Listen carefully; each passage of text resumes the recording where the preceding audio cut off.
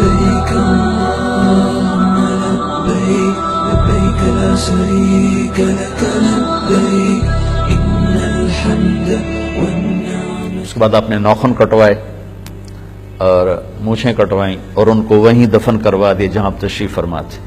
اب پاؤں کے بل بیٹھے ہوئے تھے. پھر اس کے بعد آپ نے غسل کیا، کپڑے بدلے، خوشبو لگائی، پھر کھانا پکنے کا انتظار کیا. جب وہ تیار ہو گیا تو آپ نے گوشت بھی کھایا، شوربہ بھی پیا. حضرت علی بھی آپ کے ساتھ کھانے میں شریک تھے. پھر آپ نے معاویہ رضی اللہ تعالیٰ عنہ کو اپنی اونٹنی پہ بٹھایا. اس سارے سفر میں قصوا اونٹنی پر آپ سوار تھے. اب آپ نے اونٹنی تبدیل کی اور جدعا اونٹنی منگوائی، اس پر سوار ہوئے، مکہ تشریف لے گئے، جا کے طواف زیارت کیا. یہ طواف آپ نے کیا اونٹنی پر بیٹھ کر، چونکہ رش بہت تھا اور وہ دور سے استلام فرما رہے تھے، دور سے وہ لکڑی کے ساتھ یوں کر رہے تھے.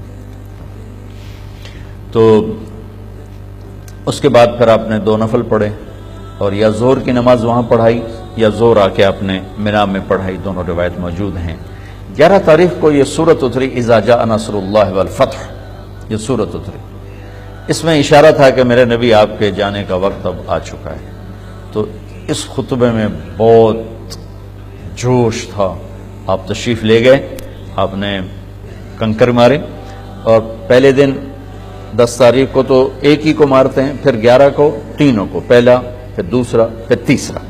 اور مارنے کا مسنون طریقہ یہ ہے کہ بیت اللہ لیفٹ پہ ہو اور مینا رائٹ پر ہو. یہ مسنون طریقہ ہے. لیکن اب چونکہ رش ہے تو جدھر سے بھی جگہ ملے وہی مسنون ہے.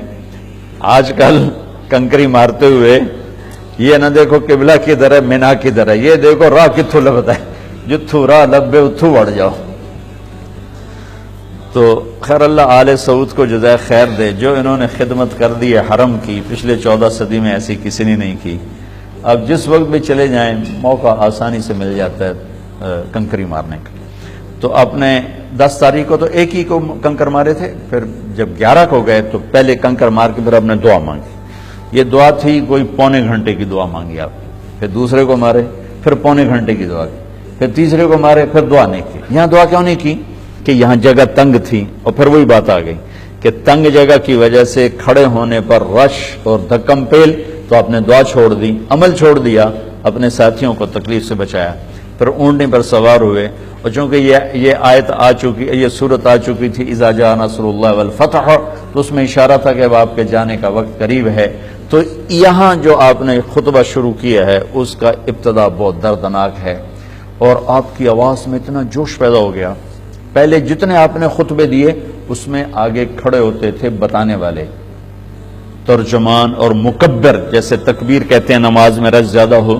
تو آپ کا عرفات کا خطبہ بھی مکبر کھڑے تھے جو کہہ رہے تھے اللہ کا نبی یوں فرما رہے ہیں، اللہ کا نبی نے یہ فرمایا، ربیہ یہ کہو، ربیہ یہ کہو. لیکن 11 تاریخ کے خطبے میں مینا کی لمبائی 4 میل ہے. تو آپ بالکل آخری شیطان کے بعد جو شروع میں ہے وہاں سے آپ بیان کر رہے تھے اور 4 میل دور تک آپ کی آواز جا رہی تھی. اور قریب کھڑے ہوئے، خیموں میں بیٹھے ہوئے، پہاڑ پہ چڑھے ہوئے، مزدلفہ کے بارڈر پر بیٹھے ہوئے سب لوگ آپ کی بات کو اس طرح سن رہے تھے جیسے آپ میری بات کو سن رہے ہیں. اور اس کی ابتدا یہاں سے فرمائی ایھا الناس عسى الا تلقونی بعد عامی ھذا، لوگوں یہ میری تمہاری آخری ملاقات ہے، آج کے بعد میری تمہاری ملاقات کبھی نہیں ہو سکے گی. یہاں سے شروع کر، باقی سارا خطبہ وہی ہے جو میں نے آپ کو پہلے عرض کیا ہے. عرفات مزدلفہ میں آپ نے آدھی رات کے بعد مستورات کو جانے کی اجازت دے دی. تو آپ کی بیگمات میں حضرت سودا چلی گئی، حضرت ام حبیبہ چلی گئی، حضرت ام سلمہ چلی گئی.